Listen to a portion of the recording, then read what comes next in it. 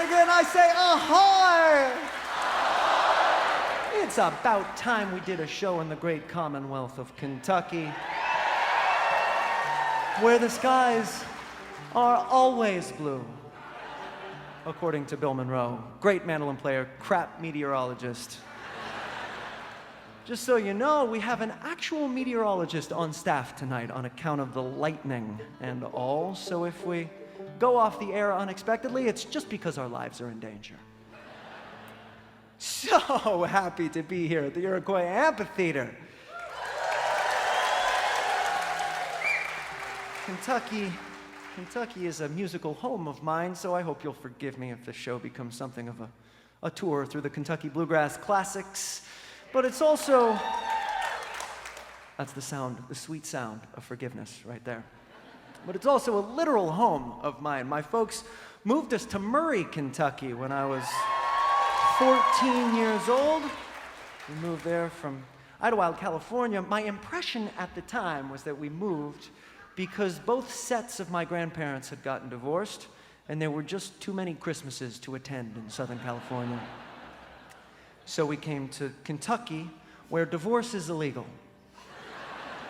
Plus, my dad got a gig at Murray State University, which may now forever be known as the alma mater of Ja Morant, who will almost certainly be the second pick in this year's NBA draft. Go Racers, da-la, bum, ba, bum, ba, bum, ba, ba, another time perhaps? Okay, another time. About that same time, we moved to Murray, Kentucky. The International Bluegrass Music Association moved its annual conference from Owensboro, Kentucky to right here in Louisville at the Galt House Hotel. Imagine the 16-year-old editions of Sarah Watkins, Noam, Pikelny, and myself roaming through those carpeted, fluorescent lit halls in search of a great jam session, which we would then, or at least I, would then inevitably ruin by suggesting we play a standard, a bluegrass standard, in a highly non-standard key, or perhaps all the keys, modulating up a step every phrase. Pickles, I remember you hating this 22 years ago. Do you still hate it? Yes. Great.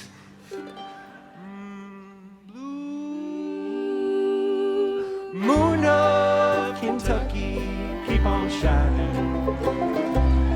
Shine on the one that's gone and lived untrue. Blue moon of Kentucky, keep on shining. Shine on the one that's gone and left me blue.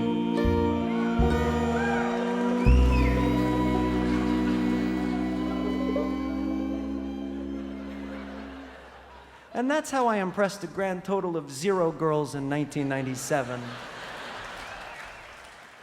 In 1999, I had my first kiss in a moonlit courtyard at the Galt House during IBMA. So romantic. I was 18, she was Mormon, I was homeschooled. It was perfect. I hadn't seen enough kissing on TV to know you have to tilt your head to the side. So I leaned in, and after a couple rounds of awkward nose jousting and teeth scraping, we finally figured it out. Kind of. I think it was pretty romantic, really. But the most romantic thing about Kentucky in June has to be the lightning bugs. It's the lightning bugs. Coming from Southern California, I'd been taught to call them fireflies and had never actually seen one in real life. After we set up shop in Murray, I'd sit on the front porch and play mandolin while they flickered above the lawn in the growing dark. And I tried to put myself back in that headspace for this week's new song, which started out as an instrumental about lightning bugs, but which ended up as a vocal about the critical reaction to the invention of the electromagnetic telegraph. Obviously. Because after Samuel Morse successfully demonstrated the electromagnetic telegraph publicly, journalists started writing that he had chained the lightning, and nicknamed him Lightning Man. So on this dangerously electric night in Louisville, here's an instrumental about lightning bugs with lyrics about a lightning man. Because after all, a song is just an instrumental with words.